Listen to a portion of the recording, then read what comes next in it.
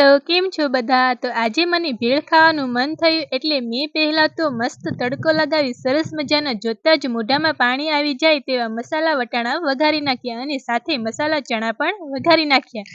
કેમ કે મને તો ચણા વટાણાવાળી ભેળ જ પસંદ છે. આ ભેળ બનાવવી એકદમ સરળ છે અને મને ખૂબ ભાવે છે. પછી તો બધી જ સામગ્રી લઈ અમે બધા આવી ગયા અગાસી ઉપર. મસ્ત ઠંડા ઠંડા પવનની મજા માણતા અમે ભેળ બનાવવાની શરૂઆત કરી. પહેલા તો આપણે ડુંગળી અને ટામેટા કટિંગ કરવાની શરૂઆત કરી. બધું જ કટિંગ થતાં એક વાસણમાં તીખા અને મોળા સેવ મમરા એડ કર્યા. સાથે ટામેટા અને ડુંગળી એડ કરી અને પછી આપણે બનાવેલા મસાલા ચણા અને વટાણા એડ કર્યા. છેલ્લે એડ કર્યું લીંબુ. બધું જ મસ્ત મિક્સ કરી દીધું એટલે આપણી ચણા વટાણા વાળી ભેળ બનીને તૈયાર છે. કેવી લાગી તમને આજની મારી આ ભેળની રેસીપી? વિડીયો ગમ્યો હોય તો લાઈક અને શેર કરજો. કમેન્ટ કરવાનું ભૂલશો નહીં. મળીએ નવા વિડીયોમાં. આવજો.